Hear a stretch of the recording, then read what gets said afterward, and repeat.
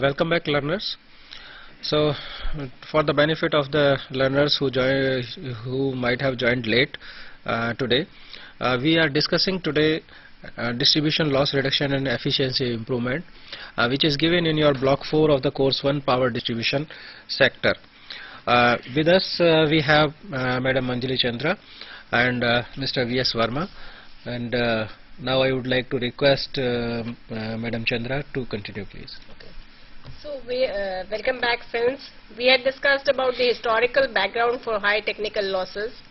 They are also contributing, and the current state of affairs contributing to high technical losses is lengthy 11 kV and LT lines. In one of our studies in J&K, the 11 kV line extended to around 80 to 90 kilometers. So and the LT lines were around 30 kilometers, which is very high as compared to what should be. These are contributing to high losses, as if the length of the line is more, then the voltage drop is more and the losses will be much higher. Then inadequate size of conductors. The conductors are of a lower size, they are overloaded. Then the distribution transformers are not located at load centers. This is resulting in high length of LT lines again, and increased voltage drops resulting in higher losses. Then overrated and underrated distribution transformers, low voltage pockets. Whenever there is low voltage, there is a higher loss. Then low power factor due to lack of reactive power compensation.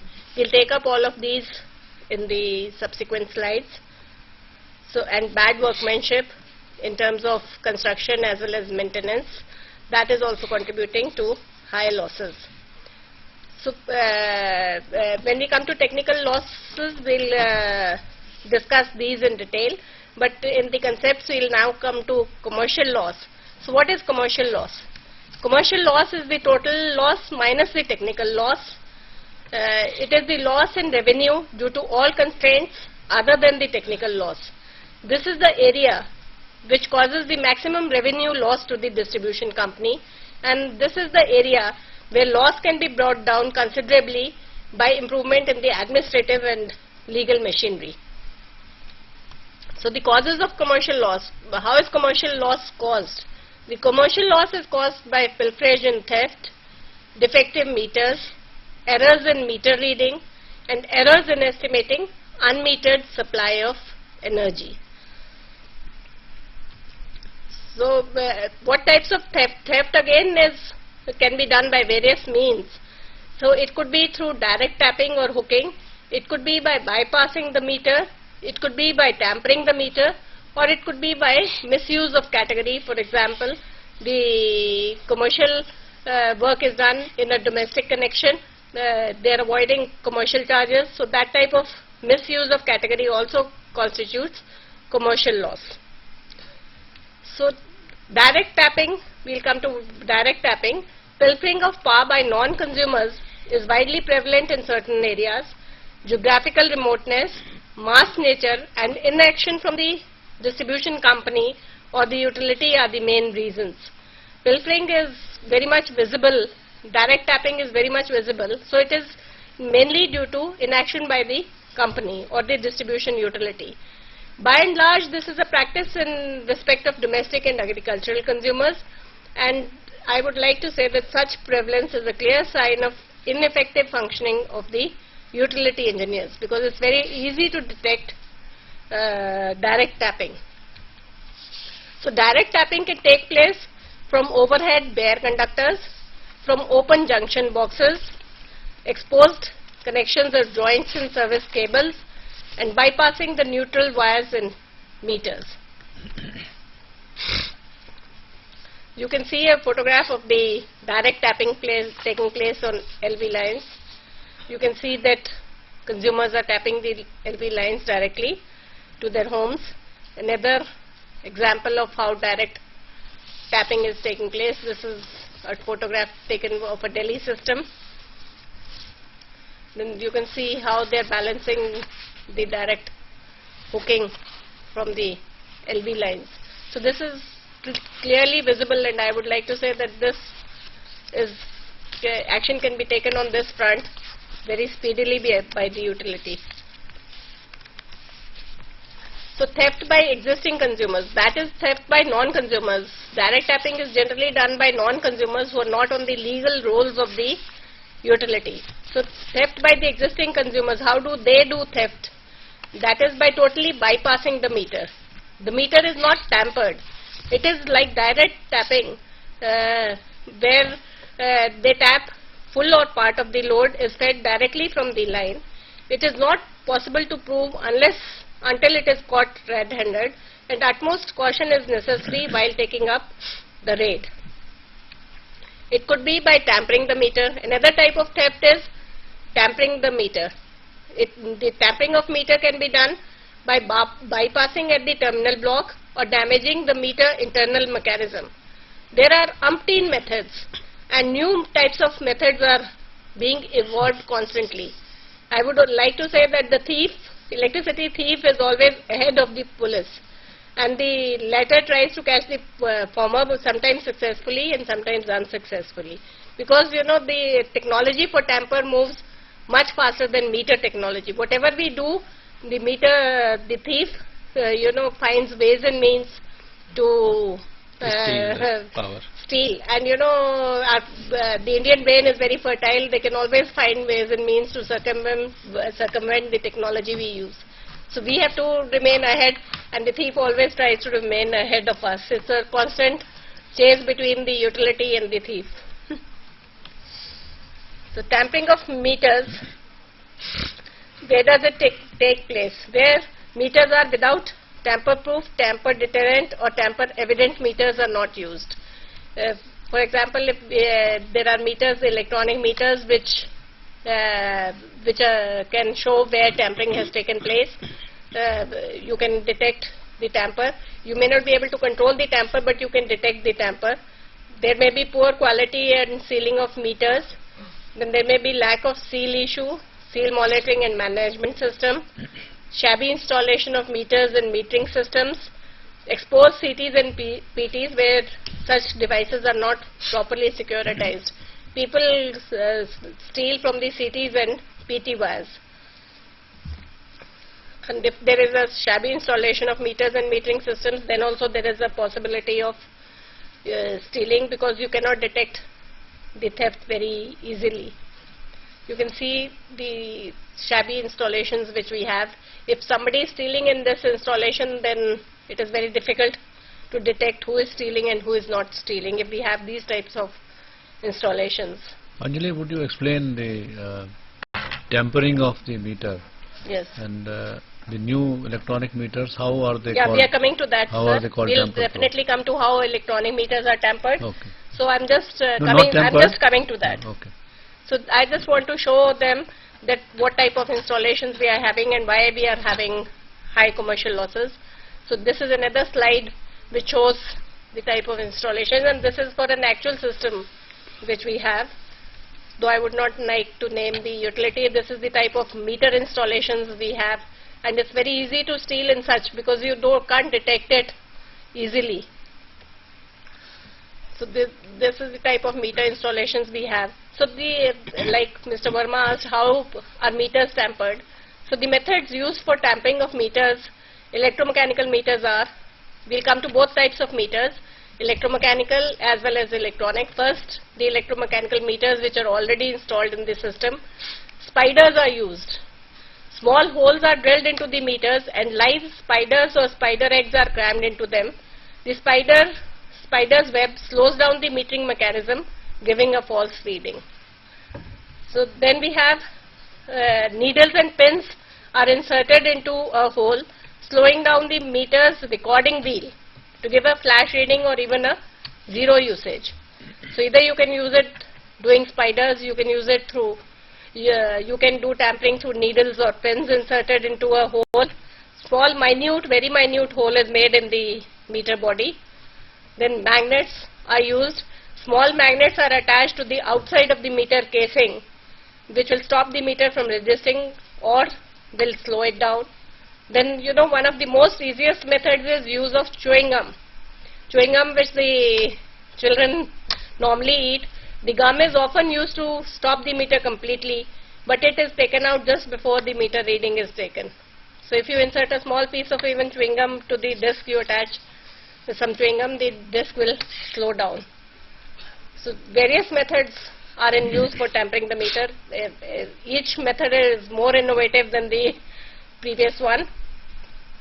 So if you can break open the seal, then what can be done inside the meter is you can reverse the digits. In an electronic meter, you can insert a pin to stop the recording. You can tamper the cyclometer device to slow down the movement of the disc, make a hole in the disc to imbalance it for less recording, tilt the meter to improve, to disturb the movement of the disc. So there are umpteen methods. I have just made a list of few of them. There may be thousands and thousands of methods, but I have made a list of the commonly used methods. Then use of in three-phase electromechanical meters, use of CTs not compatible with CT meter. Then loosening the connections of pressure wire and current wires. If you loosen them, then also you are going to have lower meter readings. Reversal of phases of the current transformer, that is the CT. Making meter sticky through body hammering. If you hammer the body of the meter by a hammer, then also the meter will go slow. By providing thin PVC film through window glass to stop the dial disc.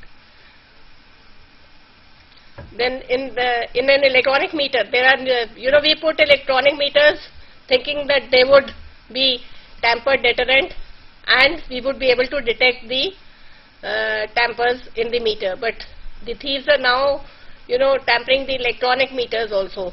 Though maybe quite a few are not able to tamper the electronic meters, but newer and newer methods are being invented to tamper even the electronic meters. For example, injection of external DC voltage in neutral circuit of meter to disturb the recording system of the meter is being done. Installation of remote control device in CT or pressure circuit of meter is being done to control the input of the meter. So you have a remote device which is being put inside the CT or PT through which you can control the meter reading. Or even, installing of a compact device consisting of a spark plug, tube starter and an electronic device with voltage source to create electromagnetic interference. The device is available in the market. It is somewhat like a mosquito repellent. You put it inside your house, you don't even have to tamper the meter. If you put it inside your house in any of the sockets, it is going to disturb the reading of the meter. It will inject a high frequency or a very high voltage of 35 kV or 50 kV in the meter, and the reading of the meter will be disturbed. So these types of devices are quite commonly available, and those devices are being put inside houses to tamper the meter, electronic meter. And it's very difficult because it is inside the house, it is not in the on the meter itself. This is a slide showing use of electronic gadget to tamper the meter. This is an actual photograph of an installation. Then, reports on tampering of meters are evident everywhere. These are some reports which I had gathered from this. Chhattisgarh State Electricity Regulatory Commission has reported case of electricity theft by electronic gadget, which I had shown you earlier. The newspapers in UP carried a news item on 6th August 2006 that a remote device is being used on tampering of meters, and the remote device is being manufactured in Meerut for fitting in CT of industrial meters, leading to large-scale theft. So when these news items publicize that the device is available in Meerut or somewhere, so people buy those devices and put it in the CT. So they get educated on how to do tampering. Then on one of the programs on TV the other day, the program was called Meter Ka Basha, in which the Meter Ka Basha clearly showed devices and how to tamper the meter. So the consumer is also being educated on how to tamper meter. Various methods were shown on TV by the Meter Ka Basha. And electricity theft, generally theft is, people hide theft, but in case of electricity theft, people brag about electricity theft. they tell other people that yes, I can tell you how to tamper with the meter, and it doesn't constitute a stigma. So that is why electricity theft is taking place unabated and commercial losses are high. So then theft, we have talked about theft. Then apart from the theft which is conducted by the consumer, there are other types of commercial losses. All the commercial losses cannot be attributed to theft and pilferage. The other types of errors are metering errors. The metering system itself is defective. There is a CT ratio error, or there are meter reading errors. We will come to defective metering system first. What type of defective metering do we have? The accuracy of meters is very poor. Usually the accuracy of meters should be 1 or 2, but with time the meter slows down and the accuracy reduces, so that the meter reads 30% less or 40% less. This happens especially in case of electromechanical meters.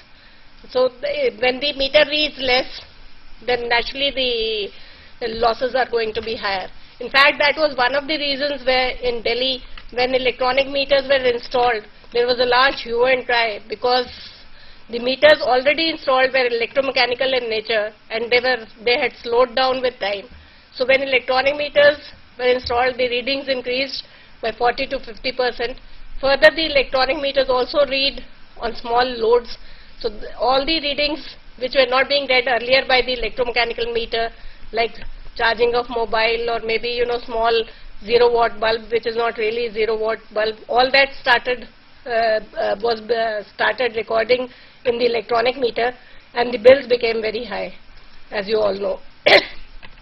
Then large errors in the CTs and PTs. It's not the meters alone, but it is the metering system which has to be accurate. So if there are errors in the CTs and PTs, then also there will be commercial losses. So one, the meter should be accurate. Second, the metering CTs and PTs should also be accurate if we want billing on the basis of accurate metering. Then there is a voltage drop in the PT cables. That also, if there is a large voltage drop, that contributes to higher commercial losses, because there will be low voltage and the meter reading will be less. Then loose connection in PT wire terminations, which results in low voltage at feeder meter terminals. Then overburdened CT will also cause less reading, so this will lead to higher commercial losses. Then meter reading errors. Sometimes the meter readers avoids reading due to several causes, like house being locked, meter not traceable, etc. So, if the house is locked, then he will avoid taking meter reading. He will make some average reading. Or manual unintentional errors in meter reading. For example, he read 567, but while recording he made it 567. Instead of 567, he may make it 675 or something like this. So, these are unintentional errors which creep into meter reading, because he has taken the meter reading, but while recording he records it erroneously. Then intentional errors in meter reading. One is unintentional errors which creep into meter reading. Others are intentional errors in meter reading, which is by collusion by the meter readers. Definitely it has to be in collusion with the meter reader. Then coffee shop or tabletop reading. Generally, what happens, the meter reader doesn't go, he just writes some meter reading, taking the average of the past, sitting in his room, in the coffee shop or on his table. So that also causes higher commercial losses. Then data punching errors. When you take a reading through an MRI, you may not download the reading, but you punch the reading in the MRI. The MRI is the meter reading instrument in which you punch the data of the meter reading of the consumer, identifying the consumer, his K number, and you punch in the reading. So while punching, he may not punch it incorrectly. Then data punching error by the data entry operators. Once that meter reading is taken, it is further from the ledger into the billing system. When you put the readings, there might be an error by the data entry operator. He may be thinking of something else and while doing his work, so he may put in the data differently. Then lack of validation checks. We are not checking that the reading has been punched in correctly. We take it at face value. Then lack of management summaries and exception reports on meter reading. If the Here I would like to interrupt that such type of error, which is the data punching error and data recording errors, these may be corrected in the next cycle, I think. No, because next cycle also sometimes you take a provisional reading. So at that time there is a commercial loss. Supposing there was 500 units, you have punched in 300 units. So the utility is getting money for 300 units only. For that particular bill. Cycle of the bill. But in the next cycle, if the person reads the meter correctly and records the meter correctly, then that error automatically that does correct itself. But the 200 rupees it is lost for 2 months or so. For a because timing. The next bill is going to come in another 2 months. So for 2 months it has lost that money. So it has to take that money on interest, or it's a revenue loss for 2 months to the utility. That way if you keep on adding that revenue loss, it is going to cause a bigger loss to the utility. If it is for in respect of one consumer, doesn't matter. But if it's for large number of consumers, especially in that in industrial consumers, yeah, exactly, that may be the higher one. It may be, and it adds up, because the number of consumers, if you see in any utility, is in lakhs. Yes. I think what Anjali is focusing is that what are the kind of losses which take place due to the connivance of the utility linemen. Yes. See, you continue getting wrong readings for 6 months, and then you show your meter burnt after 6 months. So you start getting the average of your last. Earlier you have shown, yes, so exactly. this is a loss of this. Yes. After 1 year you may say that the meter is burnt or something, so it will add as a loss. What Anjali has not explained, the tampering of the meter, which is a more scientific way of tampering. I am not suggesting that you tamper. You may try at your home, but these days you are likely to be got caught on this. People, what do they do in the old meters? They will change the live wire with the neutral wire and take the service of the neutral wire through the earth wire of your system. So in the old meters there is no metering on the neutral wire, and therefore you escape metering of your electricity consumption through this method. That is why now they devised the new tamper-proof meter, where you have the current measurement on the neutral as well as on the live wire, and the maximum of the two you take for working out the power consumption. In the new electronic meters we have a measurement both on the neutral as well as on the phase. So then we call it a tamper-proof to that extent. Yeah. And this was very much tried. I mean, this method was in use, because you don't break the seal of the meter, at the same time you don't get the electricity bill exactly at the same time. Thank you, sir. So then in addition to these, we lack proper instrumentation in feeders and DTs for carrying out energy audits. Whatever surveillance you have, unless you carry out energy audits and find out which are the areas which have high losses, it is very difficult to detect tampering. So that is why if we have proper instrumentation, it is easier to control the commercial losses than not using meters with appropriate data logging features in feeders and DT meters. To control the commercial losses, we need to analyze the meters. We have installed electronic meters, but we are not analyzing the data we are getting out of them. Lot of commercial losses can be reduced by analyzing just the data, finding out trends from the meter data. The meter has a feature for logging the data for 45 days. Usually it has a memory which can store the energy parameters for 45 days. So if you analyze the trend in 45 days, you can detect what is happening in the meter. For example, which are the days on which he is showing nil consumption. Was he there? Was he not there? Was it a holiday? So all the trends can be analyzed if we have meters with data logging features, and if we analyze those meters. Usually we install electronic meters, but we forget that we can analyze the data. We just take the energy reading. So we should analyze the load curve, find out the load factor, and see what is happening to the meter energy reading as well as the voltage, current, everything. Then lack of a system for carrying out energy accounting to monitor losses. and energy accounting errors by not finding out, by not following a scientific method for energy audits. All these are contributing to our high losses.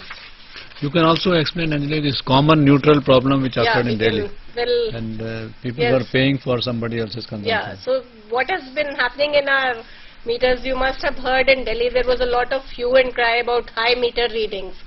So when the problem was analyzed, it was found that the wiring was defective. It was not the meters which were defective. The meters were tested and they were found to be okay. They were reading within the plus minus 3% limit. It was the wiring which was found defective. The neighbor could be paying for the consumption in your unit because the neutrals were looped. Both the consumers were being fed from the same neutral. So even if you are not consuming electricity, you may be paying for your neighbor. So it is you should have separate neutrals. There should be no neutral looping in the consumers, and this happens mostly in high-rise buildings where there are a lot of flats in the same building. So to save, the builder loops the neutrals of the various consumers. No, so this was done. Let me supplement what Anjali is telling. This was done earlier when there was no metering of electricity in the neutrals with the electromechanical meters, and therefore it was not affecting the distribution company as such. The one neutral could be taken to the neutral of the other consumer. But when these meters were changed to the electronic meters, the external connections were not changed, only the meters were replaced. And therefore now these meters have metering in the neutral as well as in the live line. And therefore this meter started measuring electricity of my neighbor. If his neutral is going through my meter, then I also pay for his electricity consumption. He pays for his electricity consumption. I also pay, in addition to my electricity consumption, the neighbor's consumption as well. So my consumption becomes increasing day by day. Because your neutral will record higher than the phase. Yeah, so and it is the higher reading which is taken by the meter. If there is a difference in the reading of the neutral CT and the phase CT, then the higher reading is recorded. So if the neutral is recording higher than the phase, then you are paying for the neutral looping or the consumption of your neighbor. So that was widely publicized in the newspapers, and the RWAs were advised about it. And now this problem is being solved, that the wiring installations are being changed to remove the neutral looping. So this was the problem of the internal wiring or the wiring that is done at the time of that installation of the meter from that pole to the no, meter. this was a problem with the distribution company. When if there is a multi-story building, they have wired the external wiring in a manner that your neutral is carried through my neutral, then my neutral carried through another fellow's neutral, and this is the way it is. But since the neutral current is not measured and there is no billing on that one, it was not getting affected initially when the other meters were there. But as soon as these meters were changed, then it resulted into this kind of a problem. So this was sorted out afterward. Now every wiring has been changed, and now I think a system is also introduced that you have to get a certificate from the distribution company that this wiring and connection to the meters, etc., is done properly and before you connect the meter. So that the solution is that the neutral should be separate for every consumer. Every consumer neutral has to be taken separately. Separately from the distribution yes, and connected to the main neutral outside. From the Not neutral through the bus. meter. It Not should through not the be meter. that you take the neutral from of one consumer to another consumer. It has not to be taken to the meter. And the distribution company will provide the certificate that a separate neutral has been provided to the consumer. No, it Yes, you doesn't have to be really provide careful a about your certificate. own connections, because yeah, you have to be careful about your own connections. But this is when people started reporting that they were having higher consumption. So the errors, commercial errors, are not only due to the meters but also due to the billing process. The consumer is not billed or he is underbilled. There is provisional billing. Then bill is not delivered at the proper time. Then lack of system to ensure that bills are delivered at all. Then bills on account of old meter, even on change. The billing is done. So the billing process, if it is not correct, then also you are going to have commercial losses. And it may happen that after a year or so, the consumer may have shifted. So if your bills are not proper, then it is going to cause losses to the utility. The errors in billing could be errors in raising the correct bill, manipulation and changes made in meter reading at billing center, lack of a system to, and this is due to lack of a system to assure integrity of the data. We need to keep on seeing that the data is valid, which we don't do, so the billing errors creep in. So the general consumers, I think we keep on advising that general consumers should keep on checking their meter readings and must make assessment of their electricity consumption depending on the gadgets which they have in the house. Nowadays there are a lot of advertisement appearing from the Bureau of Energy Efficiency also, that which gadget consumes how much electricity, if run for how many hours. If run for 4 hours, then the AC will consume so much. If you have so many tube lights, this should consume so much. So you can keep on making the assessments of your electricity consumption every time. See your meter readings. Also, you can switch off all your electricity by switching off mains and look for your meter if it is not running. I mean, so that there is any external fault in the wiring of the meter, immediately it must be reported to the distribution company. Such precautions the consumers must take, and this awareness must be increased through your learners also. They must spread usually, this message. when we get a bill, we do not check it with the meter reading. We take the meter bill at its face value. We generally do not go back to the meter and check whether the bill is according to what the meter is showing. So we should, check the bill with the meter reading and see that the billing itself is proper. It is according to the rate given. Usually the rates are given at the back of the meter. So we should check that if there is a slab tariff, we should calculate that the bill has been calculated properly. It has not been manipulated with. So the consumer should also be aware, and the utility should also ensure that that a correct bill is given, because if there is a wrong bill, then there is a long process of correcting it, and the process itself takes a lot of time. It may take many checkers by the consumer to the utility office. So we should try and ensure that the utility should try and ensure that there is a correct bill in the first instance, and if it is not there. Yeah, we can take this call. Please, Ahmedabad, speak. Good evening to all, sir. Good evening. Good evening. I would like to request you just you first of all you reduce the volume of your TV. Second, that you give your name, and also please give the. Please listen. What are the awareness programs?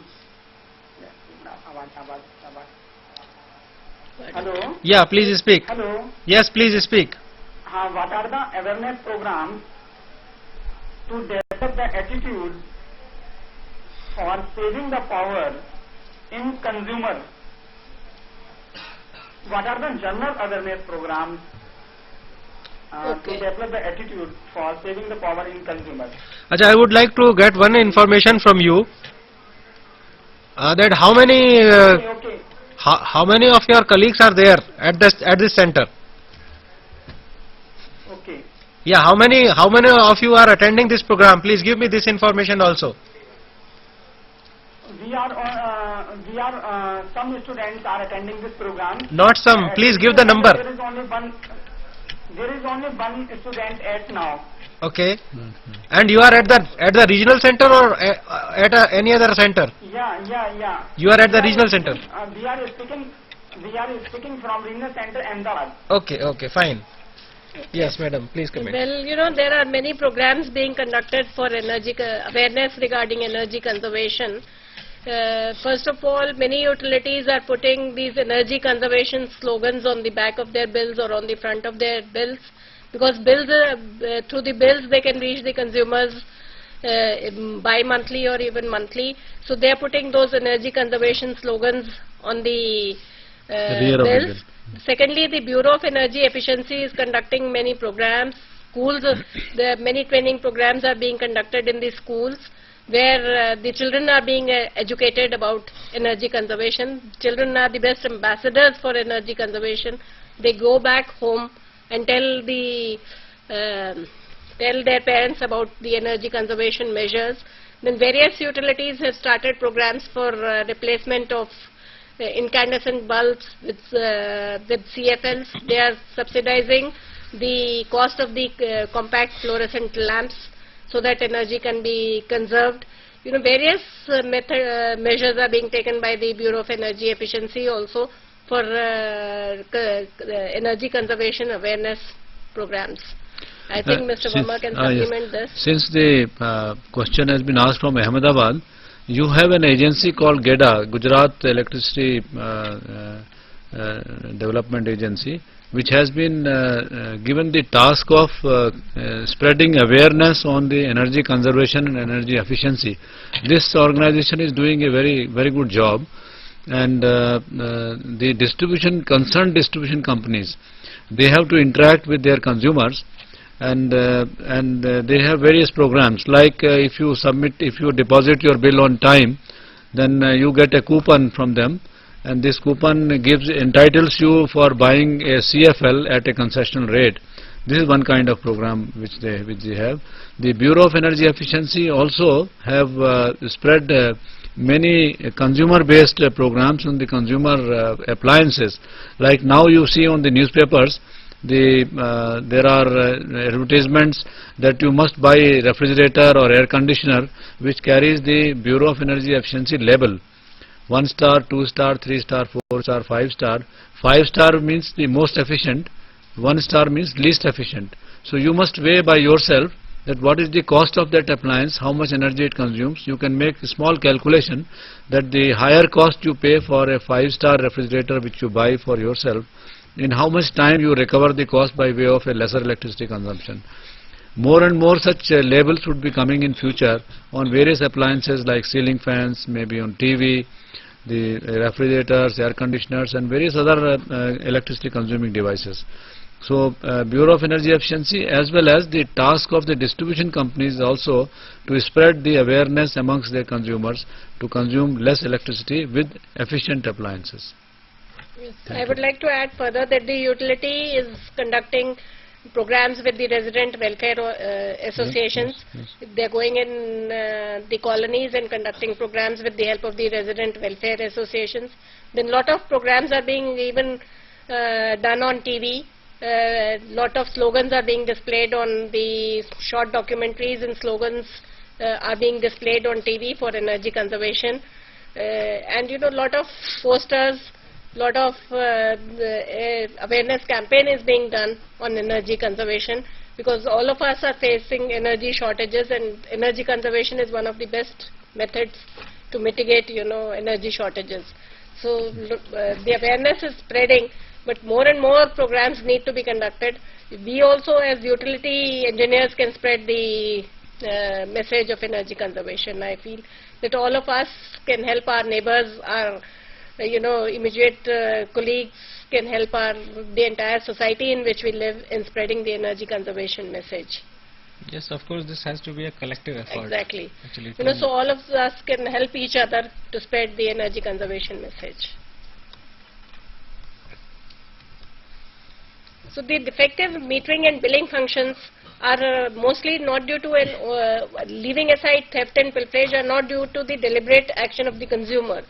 These are the internal shortcomings of our system, and hence they are easier to be tackled. They should be tackled by the utility itself, and they are kept in due to the fact that the electricity boards function not like commercial organizations, though they were supposed to do so. So when we function like a commercial organization, then these metering and billing errors can be easily removed, and the theft and tampering can also be tackled. So in addition, I've talked about technical and commercial loss. So T&D loss is one portion of the loss. In addition to the T&D loss, which is the technical and commercial loss, there is loss on account of non-realization of bill demand. That is, that you have billed the consumers, but you have not collected the revenue for the billed amount. That also constitutes a loss.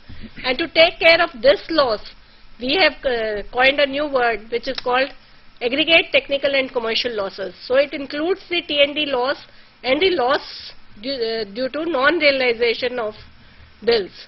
So which is the revenue loss which is occurring to the company, because the ultimate aim of every utility is to realize revenue for the energy it has supplied. Then only can it be healthy. So that also constitutes a sort of commercial loss to the utility. So the aggregate technical and commercial loss covers this aspect, and we define AT&C loss, which is the abbreviation for aggregate technical and commercial loss, as the difference of the unit input to the system and the revenue realized converted in terms of unit. That means it is the difference between the units input and the units realized. Units realized are found out from the revenue realized. How it is calculated, I will show you an example. And this aggregate technical and commercial loss was started in our country because there were errors in the T&D loss computation. Why did we actually go in for this aggregate technical and loss word? Because the errors in which crept into our T&D loss computation were due to agricultural consumption, unmetered consumers, the assessment of the consumption by these consumers. Substantial portion of T&D loss, including theft of electricity, were getting attributed to assessed or agricultural consumption. So most of the utilities were putting the theft under agricultural consumption. That is why there was an error in the T&D loss computation. You tell me usually what the utilities were following, that they used to see that who is the recipient of the T&D loss figure. Is it the Planning Commission, is it the CA, is it the Ministry of Power? So according to the place where you have to give the T&D loss, you can manipulate the figure of the T&D loss by putting it under assessed agricultural consumption. So that is why T&D loss computation was erroneous. And like Mr. Bhardwaj earlier pointed out that it is reducing, then getting increased. This was because there was an error in the assessment of the agricultural consumption or the assessed consumption by where meters are not installed. The agricultural or assessed consumption was being shown higher than actually to show that T&D losses were lower and the utility was functioning well. So just to hide their inefficiency, people were showing this sort of lower T&D losses. Then T&D loss figure did not capture the gap between the billing and the collection. So that also contributed to coining this term of aggregate technical and commercial losses. We were stopping at the billing portion. We were not taking into account that the utilities were not getting revenue for the entire amount billed. And that also, since it is a loss to the utility, that was not being accounted for in the T&D loss. That is why we coined this term of aggregate technical and commercial losses. So how do we calculate AT&C losses? So in a simplistic way, if we purchased 100 units then and billed to the consumer 50 units, then the T&D loss was 50 units. That means energy billed was 50 units, the energy input was 100 units, and the T&D loss was 50 units. You can see this slide. On the right hand side, we have purchased 100 units and the units billed to the consumer were 50. So the difference between the two was the T&D loss. From the units billed to the consumers, the amount billed to the consumer was 200 rupees at a rate of 4 rupees per unit. This is just a simplistic thing, simplistic definition to show you that how to calculate AT&C loss. So if at 4 rupees a unit, the amount billed to the consumers was 200 rupees. But actually the utility realized only 160 rupees. So the units collected were 40 units. If we divide 160 by the rate, which is the 4 rupees a unit, then 40 units, money for only 40 units was collected. So actually the loss to the utility was 100 minus 40, that is 60 units. So 60% AT&C loss occurred. Now this is a simplistic way of saying this because we are taking 4 rupees a unit. But actually there are large number of categories of consumers, large number of slabs, different tariff rates, and to find out an average rate at which to convert the amount realized to units realized, that is the most difficult portion in calculation of AT&C losses. The average rate of conversion is very difficult, average revenue realization is very difficult. So to overcome that problem, what we have done is, we calculate aggregate technical and commercial losses by energy input minus energy realized over energy input into 100. And how this energy realized is calculated is, energy realized is energy billed into collection efficiency. And this collection efficiency, it is calculated by amount realized over amount billed into 100. This collection efficiency concept is there to overcome the drawback of calculating average revenue realization rate. It's very difficult in view of the large number of consumers. We have a different tariff for domestic, we have a different tariff for commercial, we have a different tariff for agricultural, we have many categories of industries, then we have slab tariff, first 100 units, next 100 units, then the next 100 units. So to overcome finding out of average revenue realization, finding out a weighted average for all categories of consumers is very difficult. So we coined the term of collection efficiency and find the collection efficiency by amount realized over amount billed. So if you go back in the first case, amount realized was 160 and amount billed was 200. So the collection efficiency in this case is 80%, 160 divided by 200 into 100. So that means 80%. So how will you calculate energy realized? Energy billed into collection efficiency. Energy billed was, if you go back, energy billed was 50 units. So energy realized was 50 into 0.8, that is 40 units.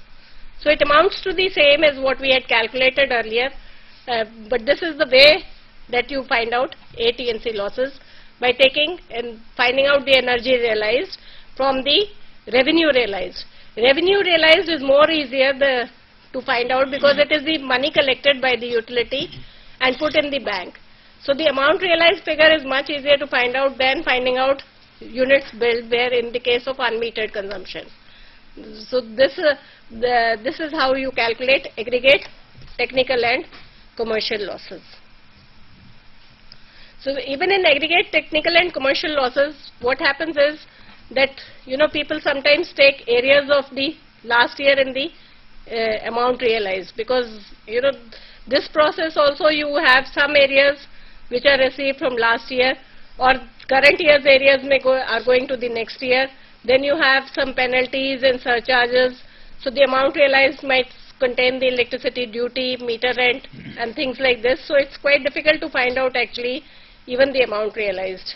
But you take the total amount and divide it by the amount billed. So the collection, we have seen what are the errors in metering and billing. So why is the collection not equal to the billed amount? So what are the reasons of having a low collection as compared to what it should have been? The collection should be 100%, amount billed should be equal to the amount realized. That means you should have 100% collection efficiency. And if you have lower, then what is the reason for that is that we have a lack of a system to trace defaulters, including regular defaulters. We have slow and ineffective disconnection, slow reconciliation of disconnected consumers. Then we have part payment. Sometimes the consumer makes a part payment, or the bill, there are legal cases going on, so he does not make a payment, and there is an uneasy mechanism of payment. He may not like that. In addition to this revenue loss, there is also loss of revenue due to loss of opportunity to serve. The evident loss is due from billing to collection, but there is also loss of revenue due to loss of opportunity to serve. That may be due to system outage, which may be due to breakdown, due to preventive maintenance, or due to load shedding. So this is also constituting a revenue loss to the utility. Or another loss may be due to overloading and unbalancing, high voltage drop in lines, leading to lower voltage at the consumer premises and lesser consumption. Quite a few utilities resort to this low voltage to feed larger number of consumers. So this is also causing a revenue loss to the utility. High voltage drop at the tail end of the affected phases, that also leads to lesser consumption, because if the voltage is less, the consumption will be less and the revenue to the utility will be less. Then overloading and unbalancing, then tree touching, voltage sag at consumer premises, all this leads to lower consumption at the utility end, at the consumer end. So the AT&C losses of the state power utilities, I would like to show you some figures for as I had shown you for T&D loss. So we'll start with the eastern region. In Bihar, the AT&C losses for 2005-06 were of the order of 67.46. We have the AT&C losses for 2005-06. In Jharkhand, they were of the order of 54%. In Orissa, the Central Electric Supply Company, we had 42.55. In Northern Electric Supply Company, we had 36.77%. In Southern Electric Supply Company, 45.48%. In Western Electric Supply Company, 37.84%. And in Sikkim, where the losses, I think, were around, T&D losses were 50%, then the AT&C losses are around 64.45%. Since Mr. Bhardwaj had specifically pointed out about Sikkim, you can see the T&D losses were about 50-51%, and the AT&C losses are around 64.45%, which means that quite a large amount of energy for which is being billed is not being collected. Thank you, madam. We will discuss the details of this AT&C losses in our next session. We come to the end of this session. After a 15 minutes of break, we will again assemble here at 7 o'clock for the next session. Thank you.